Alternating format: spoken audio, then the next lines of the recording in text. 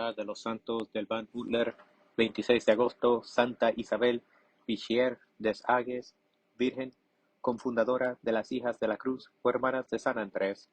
Juan Isabela María Lucía nació en el castillo de Agues, entre Poitiers y Bourges, en 1773. Su padre, Antonio Pichier, era el señor del castillo y empleado del rey. Su madre se llamaba María Augier de Moussac y el abuelo materno de la beata desempeñaba también un cargo público de importancia. Lo único que sabemos acerca de la niñez de Isabel es que era tímida, impresionable y que se conmovía profundamente a la vista de los mendigos y de los desdichados. A los 10 años ingresó en la escuela del convento de Poitiers. Su tío, el padre de Moussac, era vicario general de Poitiers y la superiora del convento era también pariente suya. A lo que parece, la jovencita pasó ahí años muy felices. Su diversión favorita consistía en construir castillos de arena. Años después tuvo que ocuparse mucho de construcciones y comentaba: "Era claro que este iba a ser mi oficio, puesto que empecé a practicarlo desde niña". Cuando Isabel tenía 19 años murió su padre. Algunas semanas después, en febrero de 1792, la Asamblea Nacional publicó un decreto de expropiación de los bienes de los ciudadanos que habían emigrado de Francia con motivo de la Revolución. Como el hermano mayor de Isabel había emigrado y su madre era ya muy anciana y estaba enferma, la joven decidió defender personalmente sus intereses. Así pues, pidió el padre de Maussac que la dirigiese en el estudio de las leyes de la propiedad y en la manera de llevar las cuentas. La cosa no fue fácil, pero posteriormente debía ser muy útil a la santa. Isabel defendió pues a su hermano y las propiedades de su familia. El proceso duró largo tiempo, pero la joven ganó la causa. El zapatero del pueblo, lleno de admiración por el valor de Isabel, le dijo: "Ciudadana, ahora lo único que os queda por hacer es casaros con un buen republicano". Pero Isabel no tenía la menor intención de contraer matrimonio ni con un buen republicano, ni con un execrable aristócrata. Todavía se conserva la estampita de Nuestra Señora del Socorro sobre el reverso de la cual había escrito la joven: "Yo, Juana Isabel María Lucía Bichier, me consagro y dedico desde hoy y para siempre a Jesús y María". 5 de mayo de 1797. El año anterior se había trasladado con su madre a la Guimitière en las afueras de Pétines del Poitou. Ahí intensificó su vida de piedad y buenas obras. Años después, una criada de la casa dijo a algunas hijas de la cruz: "Vosotras tenéis gran respeto a vuestra madre, pero os aseguro que la respetaréis aún más si hubieseis visto como yo lo que hizo por Dios y por los pobres cuando era joven". La parroquia del lugar estaba atendida por un sacerdote constitucional, de manera que Isabel reunía todas las noches a las familias de los trabajadores de la Guimitière para orar en común, cantar himnos religiosos y leer algún libro espiritual. Por entonces se enteró de que, a unos 35 kilómetros, un sacerdote que no había prestado el juramento constitucional había organizado su parroquia en un granero. Se trataba del padre Fournet, conocido actualmente con el nombre de San Andrés Fournet. Isabel fue a verle a Maillet y ambos se entendieron perfectamente desde la primera entrevista. A partir de entonces, Isabel fue con frecuencia al granero de Petits-Marcillis. El padre Fournet la disuadió de hacerse trapista, diciéndole: "Vuestro campo de trabajo está en el mundo. Hay en él muchas ruinas que reedificar y mucha ignorancia que remediar". Siguiendo la regla de vida que le trazó su director, Isabel se dedicó a reparar los daños que causaba la división religiosa en Petines y ayudó a su tío y al padre Fournet en la tarea de visitar a los enfermos, a los necesitados e instruir a los niños.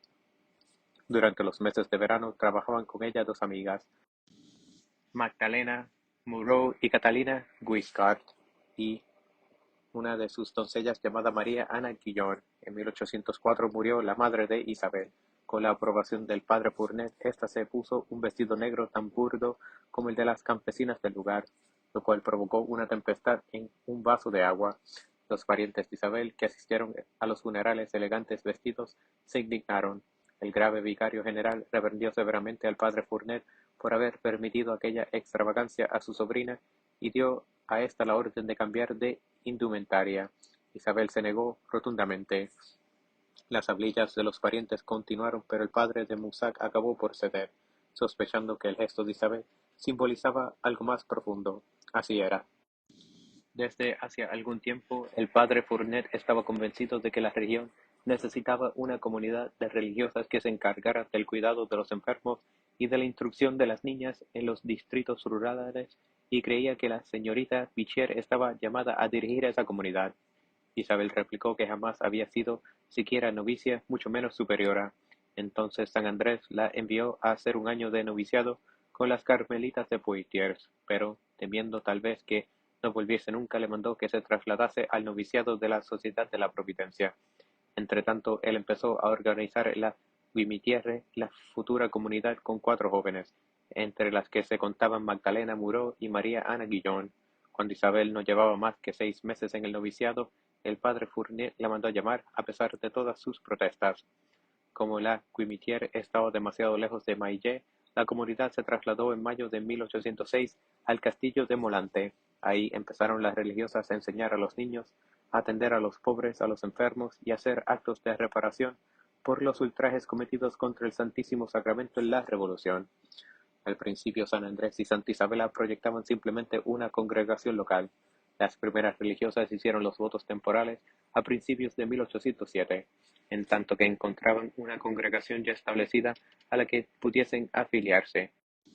Pero ya a fines de 1811 habían comprendido que era necesario fundar una nueva congregación. Como ya contaba la comunidad con 27 religiosas, hubo de trasladarse a una casa más grande en Maillé. 5 años más tarde, las autoridades eclesiásticas de Poitiers aprobaron oficialmente a las Hijas de la Cruz, cuyo nombre tenía una significación tan profunda para la buena madre Isabel. El cargo y la vocación de Isabel le acarrearon considerables pruebas y fatigas, a las que ella añadía aún ayunos, vigilias y otras austeridades. Por su parte, el padre Fournet no la trataba precisamente con dulzura. En 1815, a raíz de un accidente sufrido en un vehículo, la santa tuvo que ir a operarse a París. El rey Luis XVIII la recibió en las Tullerías. A su vuelta a Maillé, Isabel sufrió una de las mayores pruebas de su obediencia y humildad. El padre Fournet la acogió fríamente y le comunicó que había cesado de ser superiora. Se dice que San Andrés procedió en esa forma porque había sido engañado por las malas lenguas, pero no es imposible que la verdadera razón haya sido el deseo de evitar que los éxitos de París hicieran daño a Isabel, ya que una semana después la restituyó en su cargo. Entre 1819 y 1820, Santa Isabel inauguró 13 conventos, pero en la misma época sufrió una disputa acerca de la jurisdicción que estuvo a punto de acabar con la congregación. Felizmente las cosas se arreglaron y continuaron los progresos de la obra al mismo rito. Las autoridades civiles querían que se fundasen pequeños conventos en las regiones rurales y que las religiosas trabajasen entre los campesinos del lugar. Así pues, entre 1821 y 1825, las Hijas de la Cruz fundaron unas 15 casas en una docena de diócesis diferentes. Después el obispo de Bayona las llamó el sur de Francia, y la congregación se introdujo en Bearn, el País Vasco, Gascuña y Languedoc. Para 1830 había ya más de 70 conventos y los viajes de la Madre Isabel podían rivalizar con los de Santa Teresa.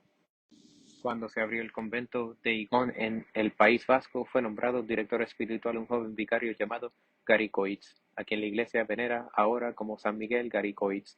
Santa Isabel le animó a fundar la Congregación de los Sacerdotes del Sagrado Corazón de Betarrán, de suerte que el santo solía decir: «Es la obra de la buena madre, yo no hice más que seguir sus instrucciones». Cuando murió San Andrés en 1834, el padre Garicoitz se convirtió en el segundo padre Fournet de las Hijas de la Cruz, por lo menos en lo que se refería a los conventos del País Vasco, y lo fue hasta su muerte. En 1836, la salud de Santa Isabel empezó a declinar.